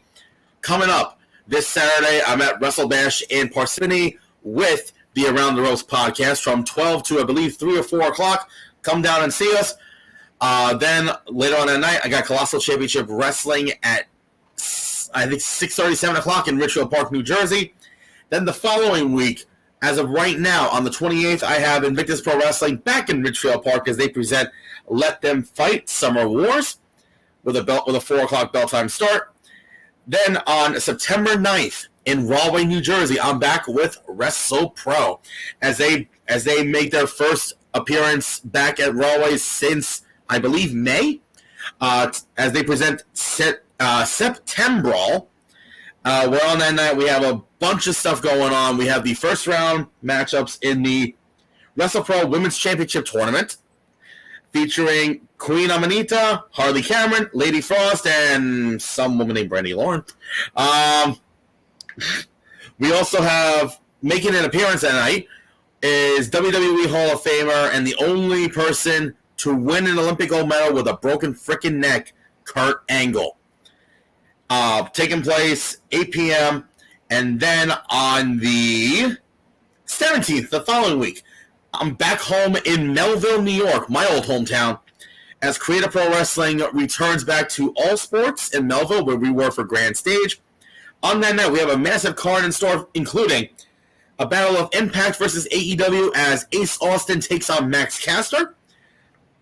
The Dominican Destroyer Vargas takes on the Impact Wrestling digital media champion himself, Brian Myers, in a dog collar match. The title will not be on the line, just pointing that out. We also have a dream tag team match that was supposed to happen but didn't happen, as Bear Country takes on the Wolves. Also announced earlier this week, we also have the current TV champion, Aaron Rourke. Wow. The current champion himself, Alex Reynolds, the TV champion, putting his title on the line. We don't know who yet. And also, a guy named Bully Ray will be there and fighting in action. We have no idea who's he facing off against, but stay tuned for Creative Pro to find out. And then, I got a couple more things to plug. On September 25th, back with Invictus Pro Wrestling, Richfield Park, New Jersey, as they present their 2-year anniversary called Magnitude. Already announced, we got 2 big matches scheduled. We have Big Game Leroy taking on the Poisoned Youth, Robert Martyr. And we also have Gabriel Sky taking on Speedball Mike Bailey. That's gonna be good action right there. Also, October 8th, I'm back with Russell. I'm going all the way into October now, folks. October 8th, I am back with WrestlePro, and they actually already announced a match for that show. This one will take place in Brooklyn, New York, again on October the 8th. Excuse me, what? Let's see. WrestlePro, here we go. Already announced that night. We have the team of DeVito and H.C. Loke, a.k.a. the Carnage Crew, taking on Bear Country for the WrestlePro Tag Team titles in a Brooklyn street fight. So, yeah, definitely. And then October 15th, I believe I'm in Staten Island with Warriors of Wrestling. And there's so much more I have in store, folks, but that's what I got going on so far right now. Again, this weekend, WrestleBash, I will be there to sign autographs. Definitely come down, say hello. If you want to slap John in the chest, you're more than welcome to. John, your turn. First of all, I did not agree to that, but okay, fine. Yes, you did. Very funny. Yes, guys, you can find me on Twitter right there. Very simple. But we got WrestleBash coming up this Saturday. Myself, the Around the Rope show will be there, bringing in some ring announcer guy who works in New York, New Jersey, Connecticut, and other states. Thank you, God. You're welcome, my son. Then the following week, we will be up in Albany, New York, for the opening of the Pro Wrestling Hall of Fame. So you're going to definitely want to, if you're up in the area, definitely, if you can come by, we'd definitely love to meet you there. We are one of the sponsors, so yeah. And then I know one of the names being inducted, you might have heard of him, you may have not, I don't know. Stone Cold Steve Austin? So that would be cool to see if he's there. Again, you can follow, like I said, you can follow me at John_Blaine. Follow the podcast. We're at Around Rope Show. Follow the network. We're at the ATR Network. And yeah, final thoughts from me. I thought tonight's show was great. Might have had a few minor flub-ups, but like always, we get through it. And I am not a hoe. I'm not a tool. I am me. But yeah, let's hold on. Good. Okay. But Ryan, I thought great show tonight. We both nailed it tonight. Yeah, we went for 2 solid hours. Yeah. The producer is doing his job. What the hell was that?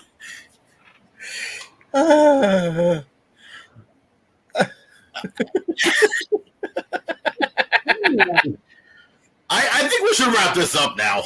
I think the Around the Rope Studios is haunted. I think so. We might need a paranormal show to help us. Can we get the small person from what was that movie? Oh shit. Yeah, but Ryan, here's the thing though. If we're haunted, we'll be able to find him because whoever it is that's haunting us has a nice shiny head. And has a beard that would make you think he drives a van. So I'm just saying. I'm gonna be even further right now. Probably owes us money.